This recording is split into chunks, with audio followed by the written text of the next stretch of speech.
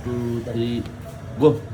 नमस्ते आदरणीय दर्शकबिनहरू, आज म फेरि धेरै पछि बोल्न गइरहेको छु र आज म के विषयवस्तुमा बोलिरहेको छु भनेदेखि त्यो जुन हाम्रो चाहिँ अहिले चिट काटियो नि डिपी हरियाल सरको चाहिँ चिट काटियो, यो नर्मल कुराहरू हुन्। यसलाई तपाईँले मिडियामा चाहिँ ठुलो ठुलो विषयवस्तु बनाएर के नगरे जस्तो यो कुनै केही भएको छैन।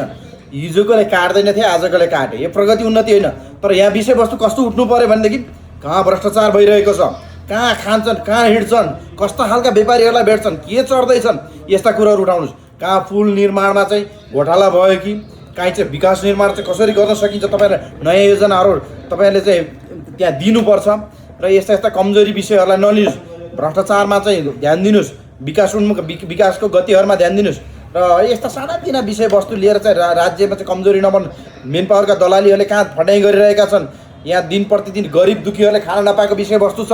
अब हुम्ला जुम्ला डोल्पामा चाहिँ कसरी औषधि पुर्याउने, त्यहाँ हामीले विकास गर्दै लाँदाखेरि राम्रो राम्रो उन्नति प्रगति गर्न सक्ने सम्भावनाहरू के छ, तपाईँ त्यस्ता विषयवस्तुहरूलाई भिडियो बनाएर हालिदिनुहोस् न।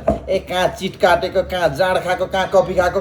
गृहमन्त्रीज्यूलाई मेरो के हार्दिक अनुरोध छ भनेदेखि तपाईँ सडकमा झरेर समय बर्बाद गरेर ट्राफिक बढ्ने होइन, तपाईँको एक मिनटको चाहिँ महत्त्व हुन्छ। यति बेला तपाईँ ठिक ठाउँमा तपाईँले चाहिँ तैनात गरेर बाटो खाली गर्नुपर्ने ठाउँमा खाली गर्नुहोस्, किन तपाईँ सही समयमा पुगेर सही काम गर्नुपर्छ।